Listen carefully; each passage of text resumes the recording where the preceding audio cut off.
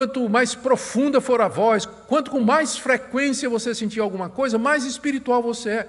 Mas não é esse o padrão de vida cristã que Deus estabeleceu para nós enquanto nós estamos aqui. Aqui nós andamos pela fé, ou seja, aqui nós andamos com frequência, sem ver, sem sentir, sem ouvir, sem experimentar. Quantas vezes na minha vida eu passei dias sem sentir absolutamente nada, nada no meu coração, mas eu cria. Eu comparo isso a um avião, não é? Você está de avião, quem já viajou, sabe que está, de repente, um céu azul de brigadeiro, de repente, e o piloto está lá navegando, né? Ele está vendo tudo. De repente, o avião entra na nuvem. E aí ninguém está vendo mais nada, o piloto não está vendo nada.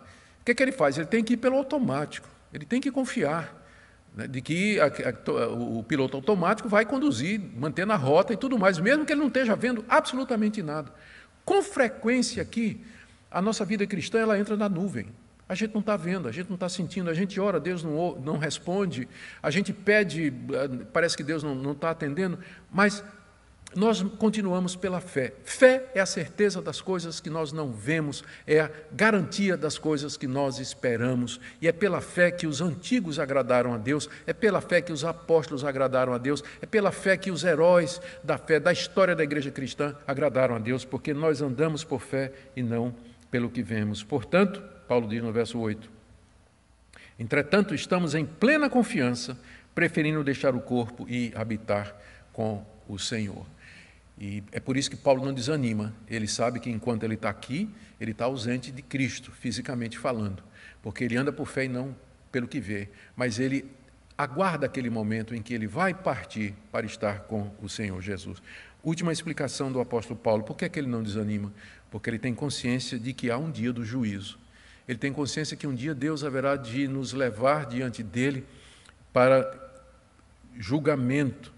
E muito embora o cristão já tenha sido julgado em Cristo, seus pecados perdoados, haverá aquele momento de encontro. Como Paulo diz aí do verso 9 até o verso 10. É por isso que também nos esforçamos, quer presentes, quer ausentes, para lhe sermos agradáveis. Porque importa que todos nós compareçamos perante o tribunal de Cristo, para que cada um receba segundo o bem ou mal que tiver feito por meio do corpo. Paulo tem consciência de que Cristo, quando vier nos ressuscitar, quando vier inaugurar o novo céu e a nova terra, essa nova realidade, ele haverá de nos fazer comparecer diante dele, quando então ele nos dará conforme as nossas obras. A salvação é pela graça, mas a graça produz obras, produz mudança de vida, especialmente no que diz respeito ao corpo. Você notou a ênfase de Paulo ao corpo nessa passagem que nós falamos aqui?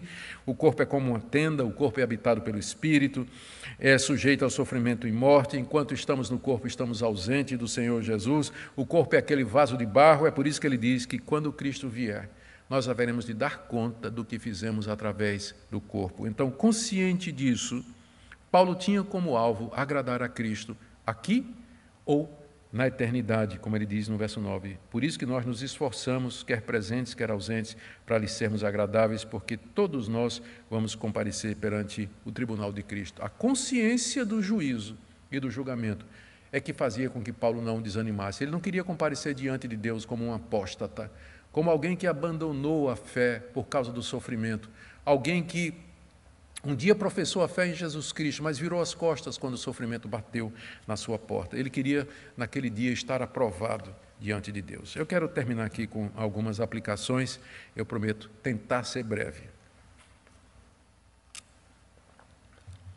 Primeiro, para os jovens e adolescentes da nossa igreja ou de outras igrejas que estão acompanhando essa exposição. Aprenda desde cedo o que é que a Bíblia diz sobre sofrimento, privação, doenças e dores.